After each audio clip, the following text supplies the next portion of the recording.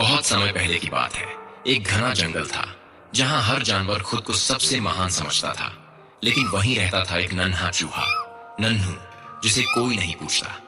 नन्हू चुपचाप, शांत और बहुत ही समझदार था, लेकिन उसे कभी किसी ने गंभीरता से नहीं लिया। वो जब किसी की मदद की कोशिश करता तो जानवर हंसते और कहते, तू तू क्या कर पाएगा। एक दिन जंगल में हड़कंप मच गया। राजा हाथी, जंगल का सबसे बड़ा और ताकतवर प्राणी, एक गहरे दलदली गड्ढे में गिर गया।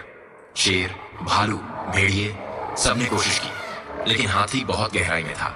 रस्सियां खींची गईं, पेड़ गिराए गए, कुछ काम नहीं आया। तभी सबके बीच से नन्हू चूहा धीरे से आगे आया। सारे जानवर हंस पड़े। तू भी आया है हाथी को बचाने? चल जा यहां से। लेकिन नन्हू ने कुछ नहीं कहा। उसने गड्ढे की दीवार को ध्यान से देखा। वहां एक तरफ की मिट्टी थोड़ी नम और गीली थी। उसे एक पुरानी सुरंग की याद आई जो कभी उसके दादा ने बनाई थी और जो इस दिशा में जाती थी।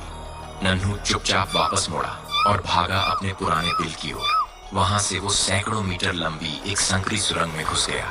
अंधेरा, डर, कीड़े, लेकिन नन्हू रुका नहीं। वो जानता था कि सुरंग एक झील से सटी है और अगर वो झील की दीवार में एक छेद कर दे तो पानी उस गड्ढे में बह सकता है। नन्हू ने अपने पैने दांतों से दीवार की मिट्टी कुतरनी शुरू की।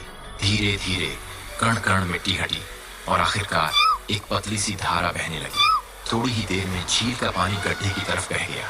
पानी ने गड्ढे की एक तरफ की मिट्टी गीली कर दी और कुछ ही देर में वहां ढलान बन गई। हाथी समझ गया, यही मौका है। वो धीरे धीरे अपने भारी शरीर को उस गीली ढलान पर चढ़ाता गया और आखिरकार बाहर निकल आया।